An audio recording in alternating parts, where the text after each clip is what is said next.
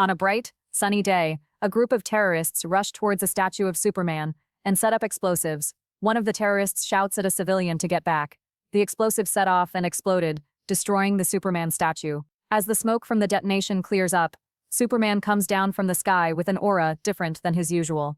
Superman was no longer a symbol of hope, but a symbol of fear and control. The Flash arrives and asks Superman about the situation. He then runs around the city looking for the terrorist group. He eventually finds them and ties them up together. Superman asks the group who they are, and one of the terrorists says that they are opets, or ordinary people against the rule of Superman. One of the other terrorists says that they are not, and that they have not decided on a name yet. Cyborg then contacts Superman and tells him that, after reviewing the footage, there were actually 5 terrorists and that they are missing one. With Superman and Flash leaving the scene, it is revealed that the 5th member is actually a shapeshifter and was disguised as a bench placed right beside the group. He gets told to stay hidden, but as he tries to help the group, the Flash arrives and tells him that he has less time than he thinks and tells Superman that their guy is a talking bench. The shapeshifter gets angry and transforms into a dinosaur. After threatening the Flash, Superman gets called over, and he just knocks the shapeshifter down in one hit. Superman grabs the shapeshifter by the neck, and the shapeshifter surrenders and asks Superman not to hurt him. The Flash then asks him if he knows him, as he seems familiar. Back in the Hall of Justice, the Justice League thinks about what to do with the superpowered terrorist, and say that they should be consistent in what they do.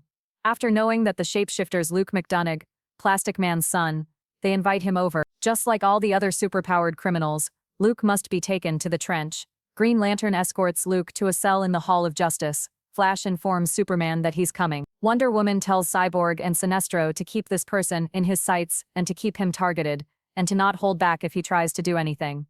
Patrick O'Brien, Plastic Man, then walks towards the Justice League. He enters with a smile and says that he likes what they have done with the place, being sarcastic and saying that the place gives a crushing feeling of oppression. Wonder Woman asks him what he wants, but it seems like what he wants is pretty obvious. Superman tells him that he can't release his son, but Plastic Man tells him that he can, and that's the point of being a despot, a ruler who abuses his power. Wonder Woman tells him that Superman isn't a despot, but Plastic Man says that he is literally sitting on a throne, but gets told that it is just a chair. Plastic Man then asks them if they really think that they are still the good guys, especially with Sinestro in the group looking like a bad guy without even trying to hide it. However, he gets told that they have heard enough and that they will not change their minds about the situation. Plastic Man then gets angry and asks what's wrong with Superman. He says that it all started after Superman's kid's death, but right before he finishes, Superman rushes towards him but gets held back by the Flash. He then tells Plastic Man to leave, and he does. Barry walks out with Plastic Man and tells him that Clark is in a bad place. Flash asks if he preferred Clark with an underwear, but Plastic Man says that he preferred when he wore a smile. Flash says that he'll come around and that it may take some time. He defends Superman by saying that he doesn't run from his problems.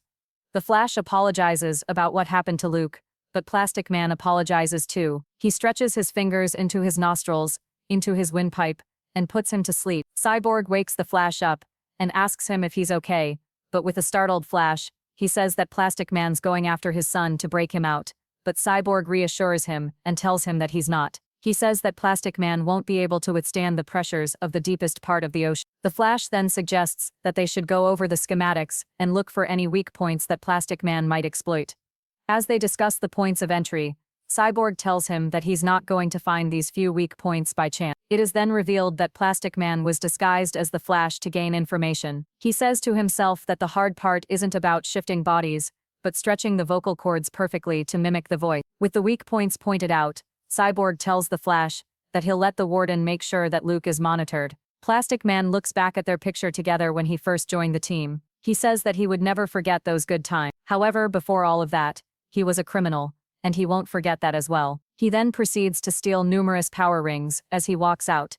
In the North Pacific Ocean, Plastic Man is with Woozy in a helicopter preparing to break into the trench. Plastic Man then thanks him for this, and Woozy jokingly says, what kind of friend would he be if he didn't take him to the middle of the ocean and abandon him? Plastic Man then tells him to lay low after this. As he drops into the ocean, as a tiny bullet to avoid attention, he says that he's avoided responsibility his whole life, those he's wronged and those who needed him. He has hit rock bottom so many times, but he has always found a way to sink even deeper. In the past, he was a criminal, a disappointment, especially to his son, as he was never there for him. He thought that being in the Justice League was enough to change, but in reality it was just another excuse for never being there for his son. He then dives down to the trench in hopes of breaking his son out of the most secure facility ever constructed. As he enters the facility, he meets one of the guards and knocks him out. He steals his uniform and proceeds to the mess hall. As he enters the mess hall, he finds all of the most unstable people on Earth put into a giant bubble under the most extreme pressure on the planet. He then thinks that this is a horrible idea. He approaches Kilowog and tells him not to react and says that he can break him out of prison in exchange for information. He asks where his son is, and it seems like he is sealed in a cell in the basement. Plastic Man then tells him that he needs one more thing from him to get all attention focused on this room. Kilowog then tells him that it's easy and approaches Bane, starting a brawl in the canteen. Plastic Man then smiles and says that should do it. As everyone in the area fights each other, Plastic Man goes to the basement and gets caught. He gets told that the door is sealed and that there is nothing he can do. He gets told that the lock is impenetrable and that the guards don't have access to the key. However, Plastic Man shifts his hand into a key and unlocks the doors, flipping off the camera. As the doors open, a ton of dangerous villains are released alongside Luke. Plastic Man gives Luke a belt before they leave and tells him that it's their way out of here. However, he tells him that he promised Kilowog that he would take him and his people. Cyborg tells Superman that the warden has hit the alarm in the trench. Superman, Wonder Woman, Green Lantern, and Sinestro then go to the trench to handle the situation. As Plastic Man goes back to the canteen, he tells Kilowog to stop, but gas starts coming out of the vent. Luke then says that it isn't gas, but the warden Metamorpho. Plastic Man greets Rex, but Metamorpho tells him that he is glad that he came, as he clearly belongs in prison. Superman then arrives and knocks on the bubble from the outside. Luke then seems to lose hope and tells his dad that it was nice of him to visit. He then asks Metamorpho if he should just head back to his cell.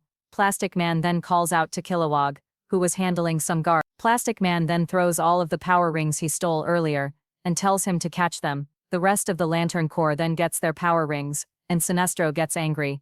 Green Lantern yells at him to not do what he's about to do. Sinestro kills Kilowog through the bubble, opening a hole. The Lantern Corps then uses their powers to hold the leak, but Plastic Man stops them and covers it himself. Plastic Man then tells Luke to turn on the belt, and it seems to be Mirror Master's belt. Plastic Man then tells him to stretch out. Luke then stretches towards everyone and tells them to grab hold.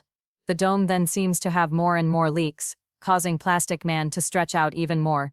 Luke then stretches out to him as everyone leaves the dome. Luke tells his dad to leave, but Plastic Man says that he can't. Luke then says that he thinks that he just wants drama, and that he finds it easier to just sacrifice himself here than escape and hang out with his son. Plastic Man then finds it pretty insightful and leaves with his son. As they escape, Plastic Man gives as a criminal himself, he says that he would appreciate it if they focused their evil on Superman, especially since he helped them break out of prison. Killer Croc agrees, and Plastic Man appreciates it. Plastic Man then tells Luke, as they leave, if he really wanted, they could try to stand up to Superman. Luke then proposes a better idea, and suggests that they could just hide until more qualified people bring him down. Don't forget to like this video and subscribe to this channel. Was this comic a hit or a miss for you? Let's talk about it in the comments below.